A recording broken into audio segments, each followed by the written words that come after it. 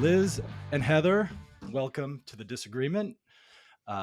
Very excited to have this conversation with both of you. We're gonna just jump right in and kick it off with a question for Liz. So in 2018, you wrote an article for the Washington Post entitled "Why Bother to Bear Children in a World Wrecked by Climate Change?" So that was 6 years ago. Yeah. Your answer at the time, I think, was ultimately that, it is indeed ethical and beautiful to bring children into this world. But, would love to hear your updated thoughts 6 years later. A lot has changed, and then we'll use that to jump into the conversation. Yeah. I mean, my sense is it's perfectly ethical and a good thing to have children, which doesn't mean that it is a bad thing not to have children. It serves a purpose.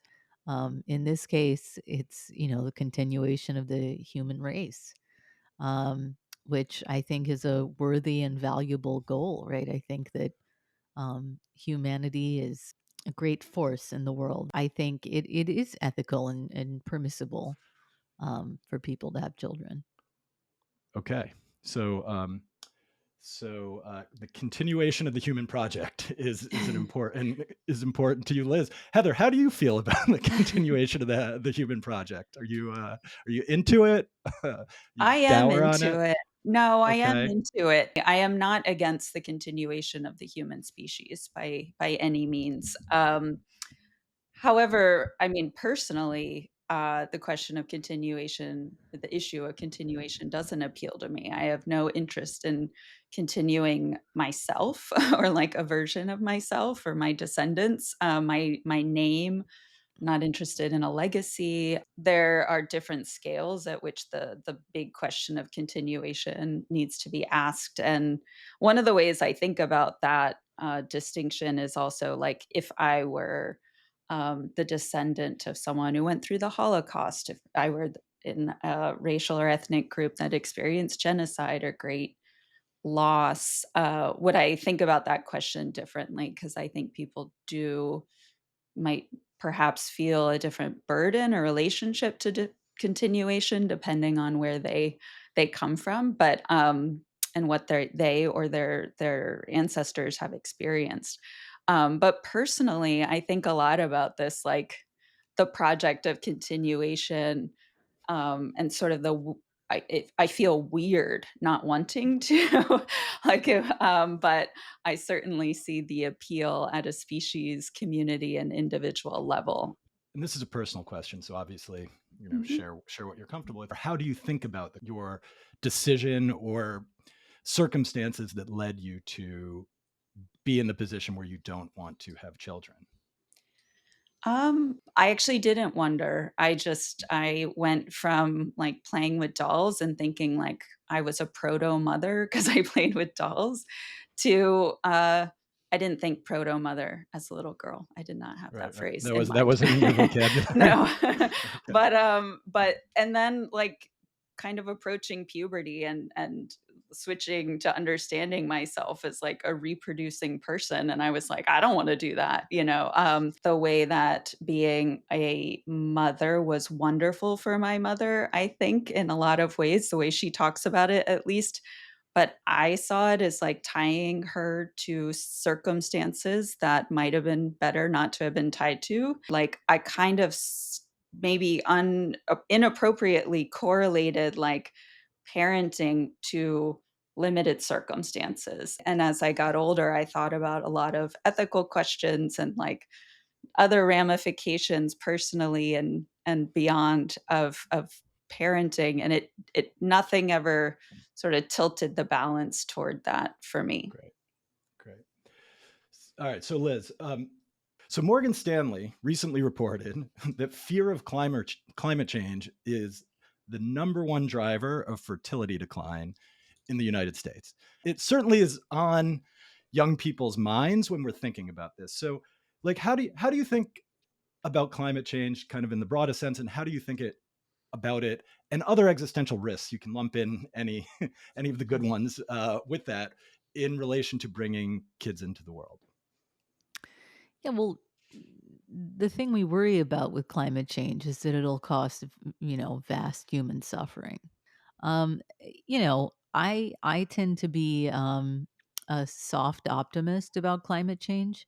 I think there are um, lots of steps we could take to reverse and reduce climate change. What we should be doing is pouring money into research and climate change mitigation, thinking about like direct air capture and, transition to solar power and clean energy. And I think those policy changes are more likely to affect climate change than individual people opting out of parenthood or counting babies. It's okay to have one, but not two, Right. etc. Right. There's two, and there's two separate things in there in what you said, which is having fewer children to help mitigate climate change because fewer people taking up fewer resources.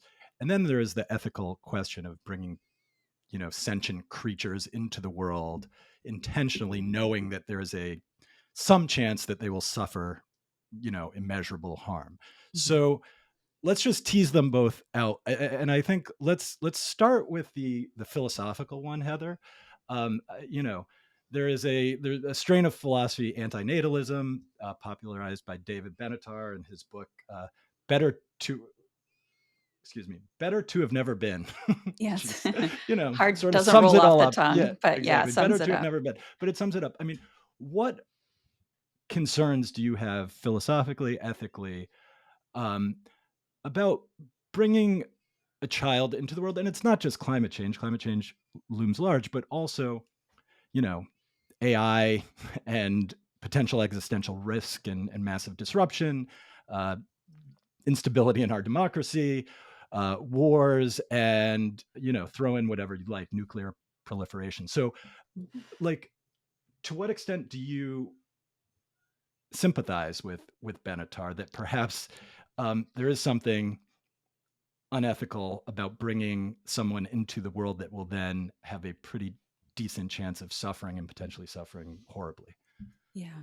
I definitely don't identify with the anti-natalists or the human extinction movement, which is another, I guess, branch or form of this. But I do sympathize with the arguments, and Benatar, as a, like, sort of as a philosophical position, and other people who think about harm, it's not just about these huge cataclysms. I mean, there are other traditions of thought that think a lot about suffering, that like suffering is the human condition, and it can be as small as like stubbing your toe. It can, and like having to go to the bathroom but not being able to much bigger things like you just mentioned, Alex. And so, like, given that the condition of humanness is suffering, does that mean that we should not bring more people into a suffering condition? Like, I think that's a good question to ask oneself. And like, um, you know, I think it would be good if more people went through that process of thinking, in order to decide or think about why I think knowing why you're doing something is always a good thing. um, I was an angsty, annoying teenager, like many, who said to my mom, I wish I'd never been born." And, like, I'd say it in these these, like, moments of outburst and outrage, but I did start to think about it as a Yeah. like, I didn't make this choice, and I found that pretty weird. There's a lot there, Liz. How do you think about it? Yeah, I'm familiar with Better to Have Never Been. Um, I disagree with it on, sort of basic philosophical grounds. I do think existence is better morally than non-existence. And so it is a good thing simply to be. By existing, you're doing something good. I mean, Heather was saying the nature of the human condition is suffering. But there's a lot more to the human condition than just suffering. Heather was saying, I think, people should go through this period of philosophical consideration before they have children. And I'm not totally sure that's the case. I mean, it's good to know why you're doing what you're doing. But in my case, for example, I just got pregnant. We didn't think about it. We didn't talk about it. It was just it happened one day. And I think it was a great experience because my husband and I might have put off having children for a while, just being in the class of people who wait until they're a bit older. I was 24 when I got pregnant, and it was it was a surprise. Um, but I think ultimately it was the right thing. Looking back now I have an 8-year old and I'm 33. Um, and I'm pleased with it wasn't really a decision, but with the circumstances, the way they unfolded. And I think a lot of people experience pregnancy and childbirth that way, without, massive consideration. And I don't think it's a bad thing. I think, life happens in many ways. And it's fine to bring a child into the world, not because you have closely considered their role in climate change and their carbon footprint, but just out of love, out of the fact that, you were with someone that you really cared about, and a child resulted in that. So I'm going to take that beautiful and sort of uplifting note, and I'll stay with the philosophical level. If you were going to have another child and you knew with some degree of certainty, let's say maybe not 100%, but high degree of certainty that that child's life would be ravaged by famine and drought and all sorts of climate related suffering, and there's a very good chance, right? Like, how would that impact your decision? Yeah, I mean, I would think about it in these terms, right? Um, Humanity has many, many, many situations continued despite radically inhospitable climates, disease, famine, etc. People had children during the Black Death, um, seeing an extraordinary amount of suffering and death. People still had children, and it's not like the medievals or people of antiquity didn't know what caused children. They were aware of what was happening, and they just had hope. There was some level of optimism, even when, for example, the Black Death was a recurring phenomenon in Europe.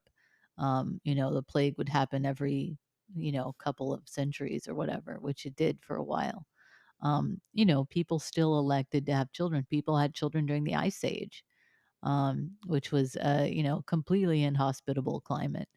And I don't think any of those people were doing the wrong thing.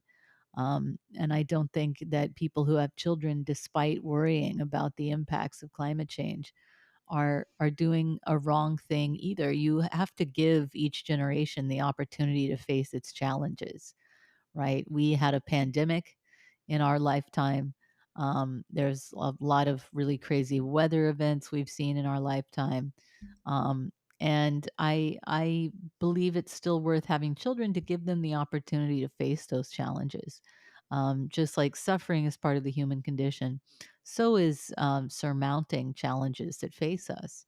And I don't believe that even in a situation where, there were vast calamities, that there wouldn't be joy, and there wouldn't be survival and perseverance. And I think those are all virtues worth building upon. I actually don't think anyone should be chastised for having children, even if they are aware or see a likelihood of there being really bad conditions that person might face. But I do think like a comparison to medieval Europe or the Ice Age and 21st century America is they're quite different circumstances of procreation, and like the there are enduring forces behind it for sure, like you said, joy or perseverance. But the degree to which it feels elected, I think, is quite different depending on time and circumstance. I mean, like even public, when you're looking at demographers are looking at how people approach procreation or family making in different societies. For some people, there is no sense that it's in their hands, even if they know like they could abstain or take birth control, because it's in the hands of God. But for many people, that's just not how they approach having children now. So I think I agree that like people have had children for a long time, since the beginning of humanity. And the conditions have been really bad. There's a lot to suggest we do live at like in the best times of history. Um, but I do think like we just have to allow other considerations to come in that just maybe weren't germane back, hundreds of years ago, millennia ago, or even in certain cultural or religious contexts. Okay. The other piece of this is the population reduction playing a role in mitigating climate change. Like, Heather, to what extent is that a viable theory of change? Would is that something, because it does get talked a lot about, even in like a weird form of reparations for the developed countries that contribute most to climate change, not having kids as a way of like self-sacrificing their way to mitigating climate change. Do you agree with that? I mean, as a theory of change, no, absolutely not. I don't think you can abstain or abort or prophylactic, if that's a verb, your way into like climate solutions, basically. I do think we need to not just talk about climate change in this, because things like water availability, like a lot of people discount the carbon footprint. And we could talk about whether that's a good thing to do, but there are things like water availability and land use and biodiversity, like the questions about, or the issues that human population affect are larger than greenhouse gases. Politics has to come in, cultural shifts have to come in. Like, you can't just reduce a number in any sphere and have that be your change. Just doesn't work. I mean, I think the Malthusian approach to climate change, where we're, just trying to reduce the population, then raises the question: who should have children? Who are the special people whose children are worthy inheritors of, society? And I feel like that's a bad road to go down. Right. And so I tend to think, it's something that should be left up to individual choice and maybe buttressed by policy, right? Putting good policy in place so that people who want to have children are supported in that, and that the children themselves are supported. I think, yeah, that's sort of my take on the reduction Well, in great. people. So you said left up to individual choice, which I think when you think about um like perhaps the major cultural shift when it comes to having babies over the last 40 years or so, it is what you're saying, Liz, that it has become a choice. It used to be just sort of the default mode that we operated in as humans for hundreds of thousands of years. And over the past 40 years, with sort of second wave feminism and women becoming more educated, entering the workplace, having more opportunities, making more money, um, there has been this profound sort of radical shift in seeing children as a choice. There's a very uh, sort of buzzy book by Anastasia Berg and Rachel Weissman called What Are Children For? That really details this cultural shift. And so the thing that I didn't realize, and so this was new to me, that like in researching for this podcast, is just how staggering the fertility crisis globally actually is. The replacement fertility rate is 2.1.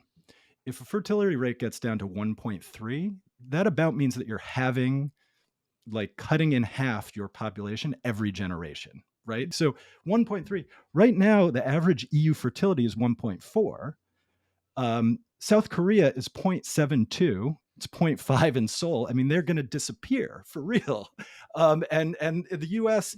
was in 1960 it was 4, and now it's 1.6. And so I think like I would love your just high level reactions, concern, lack of concern. So it's also, and this is a global phenomenon, but it's happening at different rates. So there is a global decline with some bumps. It's not always a perfectly linear decline, but those statistics are not the same everywhere in the world.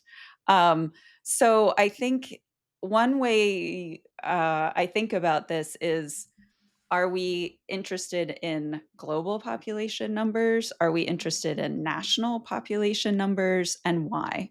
I mean, I think it is a huge deal that there are a lot less people being born. I don't think this is insignificant, and I think there needs to be a lot of planning around it, a lot of policy change. I don't think that's impossible. I actually think if we start now as a nation thinking about things like Social Security or the labor force, um, this doesn't have to be a crisis, right? There can be some benefits or some other trade-offs that actually are worth weighing with some of the challenges.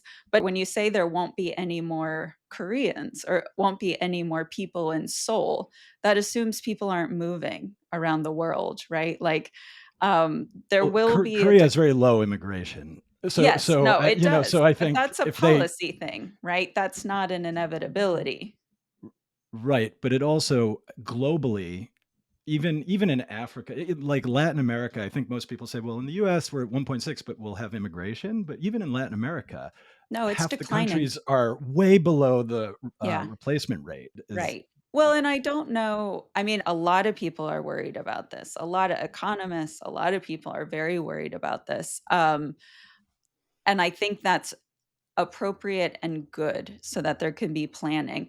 But we don't know, like, a lot of the forces that contribute to the lowered fertility are not just like there are more mechanisms of controlling fertility. It's also like that gender equity sucks, even in countries that look like they have good gender equity. It's that like raising more than one child can be hard to impossible, emotionally, economically, socially. So I just think that when we are considering fertility decline, it can't be like, oh shit, let's have more babies. It has to be like, well, why, besides the like factors that might seem like goods to some people, not everyone, like that there is more access to contraception and family planning and women's education. What are some of the factors that make it undesirable? Because I think you have to consider that if you're going to freak out about fertility rates. It can't just be like, have more babies so that we save our country. Even if it's just one more baby, it has to be like, well, why is this such a uh, unappealing prospect to a lot of people? Yeah, I think the reason people aren't having children is overdetermined and that it has to do with place and circumstance. So the reason that the Japanese and South Koreans aren't having children are potentially different than the reasons that American people are not having as many children. But at the same time, I do think the preservation of these, different peoples and their nations is a worthwhile goal. I was just in Japan for a week, and, my feeling the entire time was it would be a real pity if the Japanese and Japan as we know it just sort of ceased to exist. It's true that you can bring in immigrants to bolster your population numbers, but Japan could be, replaced person by person, sort of like the ship of Theseus, with people from other places in the world. That would still signal the loss of the Japanese as a people. And so I sincerely hope that South Korea and Japan that they figure out how to reverse those trends. Let's talk about like what is causing this massive shift, because I do think there just has been a radical cultural shift around seeing kids as a choice, seeing kids as something that you sort of model out and decide whether or not, it's a utilitarian calculus of sorts that many are doing. And, I guess, like, is that a good thing? Like, how do you engage with that? Yeah, I think I did a book event with Rachel and Anastasia, and I think their thesis is very compelling. Um, I think it's not a completely bad thing that having children is more of a choice than it was for prior generations, right? I don't think that's a bad thing. um, People are more able now to postpone children to deal with their health, with their life circumstances, et cetera, et cetera. And I don't think that's a negative thing at all. Um, I'm not convinced that having children should just be compulsory. I don't know if that was good for um, children in the past or parents. But I do think overall, we should set up policy, for example, um, to make it easy to make that choice. In terms of postponement, I mean, I'm glad I had kids in my early 20s because um, getting into my 30s now, my early 30s, early to mid 30s. Um, it's uh, it's extremely helpful that my kids are older. As my career sort of changes and I'm doing more traveling and reporting, the kids aren't babies. They're both in elementary school. And so it's much easier for my husband to manage them solo when I'm taking trips, etc. And so, in a way, having the kids young wound up helping my career because around the time that I began to take on more serious projects, the kids were older already.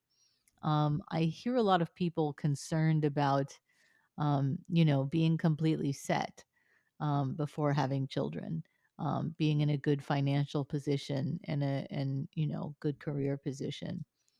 That wasn't at all my experience. My husband was fired from his job a couple weeks before our baby was born, our first baby, and was unemployed for, I think, the first almost year of her life. So I was the sole breadwinner, etc. Making rent was hard, but it worked out, right? I mean, you persevere, and things have a way of working out. Um, and I don't regret that at all. And I gently push back on my friends who say, I'm worried because I don't have as much money saved as I want, etc. And my sense is, it may not be as bad as you think. I don't think it's necessarily all that bad. Yeah.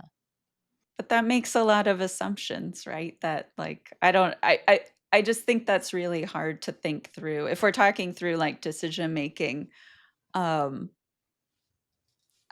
I I don't know that the amount of time you have with your children is the thing that you think about when you're 20, like, and it assumes that you will live. My mother was very sick when I was young, and she is now 71, and she's had her a long life, but that was not an assumption. If we're talking about the question of what enters into decision making, I think, like, doing a calculus of, like, how long you will have with these children when there are so many other things that can interrupt that, it's sort of like, Yeah. that's a hard No, one. But I agree. I did it the traditional, like the new radical shift way, which is I spent my 20s, focused on my career and focused on just casual encounters and whatever, not serious about family in any way. And I think our whole generation is delaying having kids so much that there is no possibility of addressing the fertility crisis, because when you're having kids in your late 30s, early 40s, you can only have one or two, and so you're below replacement rate no matter yeah. what. And And that's sort of where we are. A lot of demographers look at when it's like people aren't having children, they'll often point to this. Like, well, actually, in the US, a lot of people are having children. They're just having them later. I mean, fewer are, but the number of people not having children is not radically high compared to like the pre-boom, which was an aberration. That is the baby boom. Um, but yeah, people are putting it off, and just that means likelihood of having fewer children is higher. And Right. that's happening in other countries too, Yeah. just like I said, at different rates. So I don't even know that there could be a policy, right, Well, or a mechanism to change that sort of thing. Liz, what are your thoughts on the pro-natalist movement? Because there is this movement. It's largely on the right, but it is the only vocal force out there trying to encourage higher fertility. And like, so what's your relationship intellectually and or from an activist perspective with it? I mean, the notion that it's a good thing to have children and that we should support that decision, those two ideas seem very fair and straightforward to me. And I don't think they require, I mean, I don't think they're particularly ideologically coded. It seems like someone on the left and someone on the right could agree that, we should have family friendly policy, et cetera, and a, pro baby, pro child sort of attitude in the country. And that just means making allowances for people who have children, right? Even things as simple as like sidewalk cutouts for strollers make life easier for parents. I think that's a fairly innocuous idea or a pair of ideas. The pro-natalist movement, I mean, it's just a lot of weirdos for some reason. I mean, I don't know why. I think there was a big piece in The Guardian recently about pro-natalist people, and they were just very strange. Right. The Collinses, Yeah, Yeah. yeah, the it's very, Collinses, they very cold in their house, and they had the children in t-shirts, yeah. etc. Just a lot of really puzzling. They had like an AK-47 above the fireplace or Yeah. Yeah. something. I Yeah. Yeah, it is. It is. I mean, their thesis is that there are only two groups doing that. So one is the religious, Mhm, which is straightforward, and the other is like the weird. And so mhm. there's a big autistic component to the movement to have a high fertility movement. There's sort of a contrarian Silicon Valley sort of vibe to it. I mean, Liz, I believe you're religious. How do you think about the relationship between spirituality, belief, and procreation, and the fact that like religious people are doing the heavy lifting at the very least right now in developed countries? Yeah, I mean, for example, I'm Catholic, and there's a family in my church that has 8 kids. This is a very trad family, Yeah. so to speak. They wear like veils in church.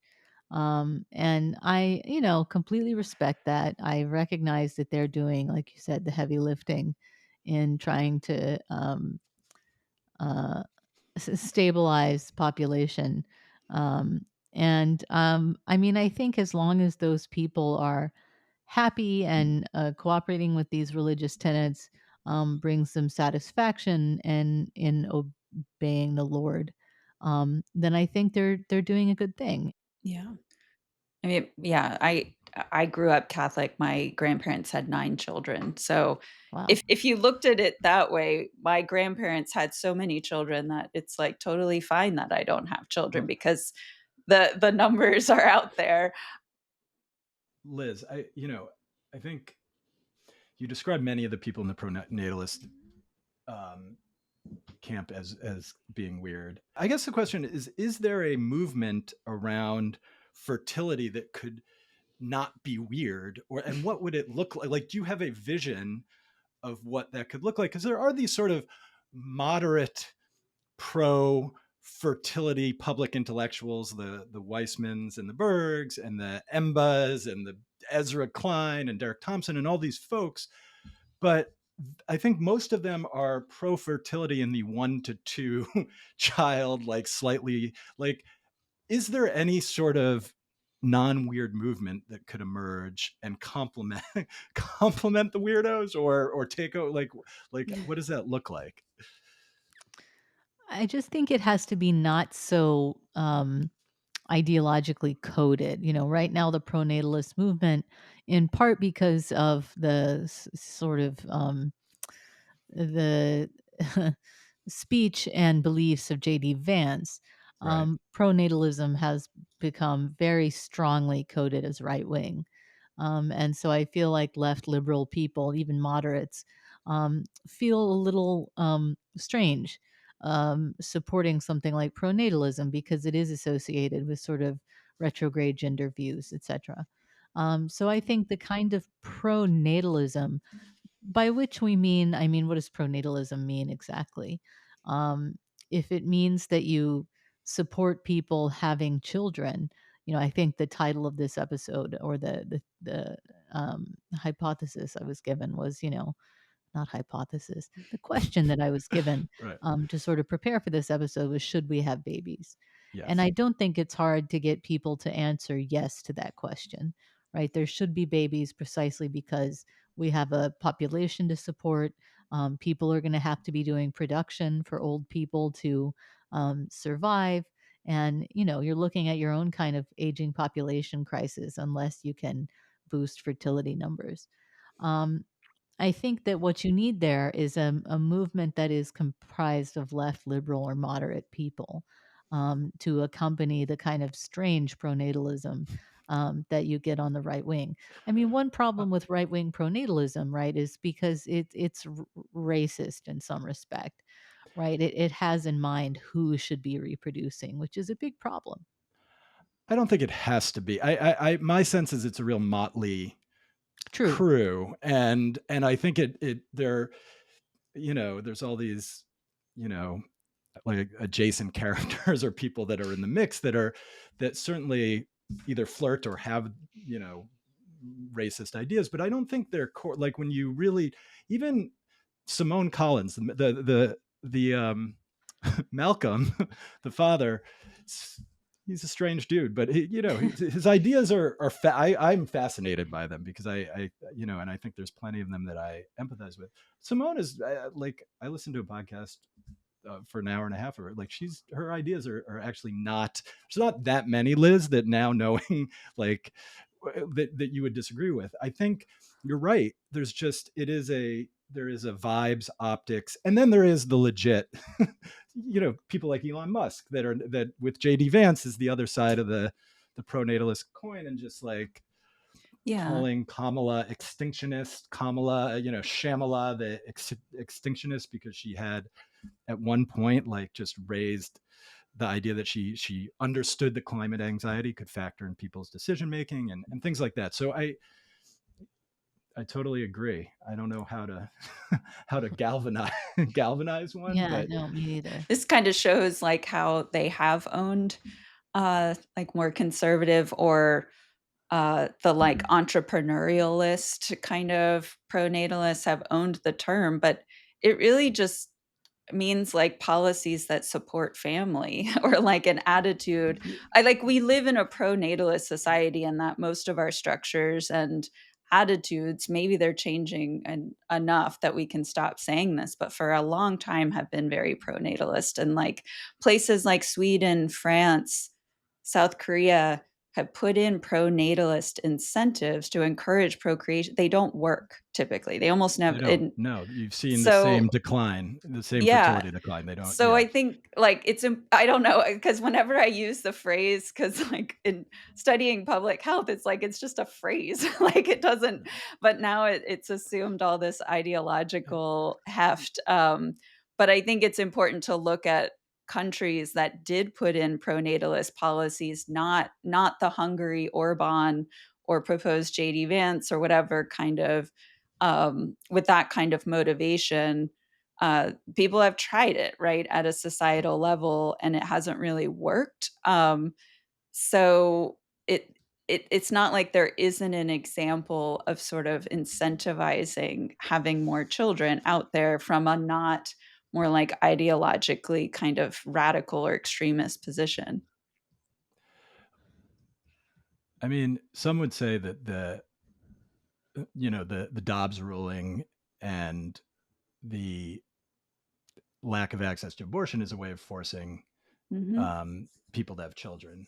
I think that's certainly, and you see that in China now. I mean, that's one of the concerns by the Collinses and others, is that as it gets worse, then you start to see draconian measures. Like in China, they're banning birth control, they're banning access to abortion. So, I mean, I don't know, Liz, do you have any thoughts on whether that's a fair characterization of that lack of access to abortion is forcing women to have children? It's a pro-natalist, sort of nefarious pro-natalist position. I mean, I think we've seen since the overturn of Roe versus Wade the problem with imposing abortion bans. Um, for one thing, for all the abortion bans that were imposed after the overturn of Roe versus Wade in red states, the abortion rate went up in the United States overall. And so it it was sort of a fool's errand if that's what they were going for, because it didn't work out at all. I'm not convinced that abortion bans would even do anything for population. And so I have serious objections to the imposition of bans. I think the way to try to increase fertility in terms of policy, and a lot of the decrease in fertility is not related to policy, right? It's related to other factors, social factors, cultural factors. And so I think a lot of those are difficult to address with policy. But for the things that we can address with policy, I think you just need a big social democratic welfare state, with a lot of provisions made for parents, families, and children. Um, yeah. Right. Given Mhm. the trends, even if the trends stayed the same and didn't get worse, but they probably will get worse given the fact that the Gen Z folks are not Right. feeling it right now. I think people, the reality is, especially in the United States, like, young people are going to think about this as a choice, as a private decision. And there is going to be some cost benefit analysis about their lives and what it means. So I think we have two excellent examples of happy, successful, thriving people who have made very different decisions. So let's do let's just do high level cost benefit analysis. We'll start with the benefits. All right. So Heather, what, like, not having kids, um, like, what do you see as the major, like what has that created in your life that you are deeply grateful for, that you find deep meaning and happiness? Not, it doesn't have to be specifically around not having children, but just what it has opened up for you in your life. So I'm going to answer that in two ways. I got pregnant at 17 and decided not to have that child. That would have been terrible for me if I had. So, I mean, that's not my lifelong choice. There were many other moments after that where I was determining whether to have children. But I'm very grateful that I lived in Portland, Oregon in 1997 and could have an abortion. Like, I can't imagine what my life it could have been great. Like, I don't wanna say it would have ruined my life, because that would be a, like, ridiculous statement. So I'm grateful in that that at that moment, I didn't have to have a child. And then now, though, I mean, honestly, I'm gonna continue maybe on a gloomy note, because I don't look at not having children as like I can party or travel everywhere. I just don't do those things. Like, I travel very little these days. Um, it for me prevents me from having to make ethical compromises that I think would be really hard for me. I think, like, multi-generational wealth is a really bad thing in this country, and it's like a thing that most people strive to have, and I think I probably would too. Or, like, wanting to optimize the life of my children. Like, in my class and generation, that's a big thing. It's hard to resist, right? I see a lot of people in my life struggling with these things, and I'm glad I don't have to, basically. That's Right. how I look at it. So Liz, this is your opportunity to just sell natalism, having kids, like just go all out, and the floor is yours. Yeah, I think about this quote from John Cheever where he talks about the inestimable greatness of the race and the harsh surface beauty of life. And my thinking is that before I had children, my life was sort of fuzzy and cozy. And I didn't really run into any hard surfaces in it. Of course, given I was very young, but I was a writer, I was living in Washington, D.C. I don't know exactly what I was doing with my time, but I didn't encounter anything really strenuous. Having children is a strenuous life, but there is so much value in doing something that is difficult and that is not self-oriented. Right, the reason you have children is for the children. You give them life and you set them up to live long after you do. And I know what my life's purpose is now, and I have so much love in my life. It's just overflowing, super abundant love. The minute my kids get through the door, they scream mama. Every day it's exciting for them to see me, and it's exciting for me to see them. And the other night my 5-year-old woke up with a cough and a fever and then threw up everywhere. And even at the time I was thinking to myself, there's something really beautiful in this, and seeing someone at their most vulnerable and being the person there to make it all better. That's a huge benefit in my life. And I could not be happier with my children, and I wish everyone this kind of happiness, whether they have children or not. What, if any, and I imagine there are some, do you think are the downsides of not having kids, either currently or in the future? Like, how do you think about that? Um, I mean, part of it is not playing out the life story. A lot of people do and have for millennia. But I don't experience that as a cost on a day-to-day Right. Cost basis. might not be the right word. But, Yeah. like, when I abstract out of my day-to-day, it's like, "Oh, yeah." Like, the thing that interested me most about having a child was actually, like, the weird biological experience, like, that would be, like and then as I got older, I realized, like, all of the dimensions of that. I mean, through friends and others and reading more, so not firsthand, but, um, that was a cost at some point in my life, like, not parenting just does not appeal to me. Like, when I hear these things, I don't relate to them. My heart doesn't move to them. Like, I just think I might not have regretted it having a child, but the biological experience was one that I'm like, "Damn, like, there is no I- way to have a surrogate version of that," right? There is a loneliness. Like, no one is, like, clamoring at the door. The sort of attachment of another person, um, who relies on me for their joys as well as all the other aspects is a cost, but again, it doesn't really appeal to me. It's more like a cost in some abstract, but then the day-to-day of parenting kind of for me would not right. balance that out, in theory at least. So Liz, the cost of having kids, what you see as the most difficult, sort of downsides. Yeah, I mean, in terms of day-to-day life and the experience of having children, they're annoying. That's Sorry, it's just so true. that's And they're always there. so They true. never go, like, they're just Right. always there. Right, they're always there, dawn to dusk. My kids, like I said, are 5 and 8, and they love fighting. They love complaining. They love crying. And so these are all, things you have to deal with day to day having children. There's a financial cost, right? They are expensive.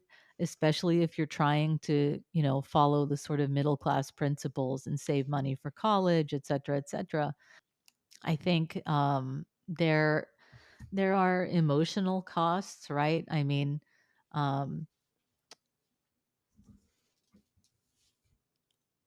it is, you're afraid for your kids every day. You hope only good things happen to them and that the world sees them the way you do and loves them the way you do. But that's not necessarily the case, and kids are at risk of all kinds of things. Um, and yeah, I think those are the big ones. So um, the final thing we do on every episode is called the Steelman, which is where each of Uh-huh. you gets to make a good faith case for the other person's position. If you take a second and if you could try to steelman the anti-natalist position and just persuade the audience, again, this is not where your conviction lies. And Heather, if you could take a second and make the case that it is a good thing to bring new people into the world, regardless of how much suffering exists. Okay.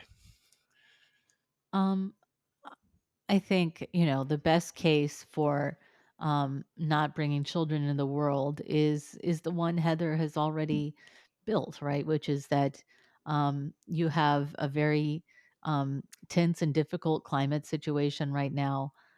Even with the best estimates of climate harm mitigation at this point, it's like we might see a 2 degrees Celsius rise in overall global temperatures instead of like a 4 degrees Celsius temperature rise. So, the at least technology and capacity we have at hand to reduce the impacts of climate change seems a little bit too little too late. And so I think a population reduction isn't the worst thing that could happen, right? There might be some serious benefits to seeing reduced numbers of people. For one thing, people can move inland in the case of climate change if there aren't so many people creating really dense and crowded situations. I think, there is a lot of suffering in the world. And if you wouldn't subject a friend to the level of suffering that is likely to accompany climate change and, climate conflict, etc., then why would you subject a child to it? I think that's the Steelman case for not having children. Yeah, and I think Liz Love it. Love it. That was great. makes a very strong case for the joy, the multifaceted sort of experiences of having children, how that puts you into this, like, really puts you into the human story in a way that not having children doesn't. That there has always been suffering, and that if humans had always perceived suffering as something to avoid entirely, we would have extinguished ourselves long ago, and how much would have been lost. And also just like the ability, I think I heard in Liz, like a kind of faith or belief in people's ability to confront challenges and persevere, even if it doesn't mean making uh, a completely smooth path for themselves or for the world, but that there is an ability to respond to these challenges um, such that it's not worth, or it's not appropriate to completely avoid them. Thank you so much. Those were excellent. Give you both high marks in your steel manning. And I appreciate you both. This is obviously like a very personal topic and highly consequential one. So thank you so much for joining us. Yeah. Thank you for Yeah. inviting me. Thank you, Yeah. Thanks for Liz. having me. Yeah. Thanks, Heather. It was great meeting you. You too.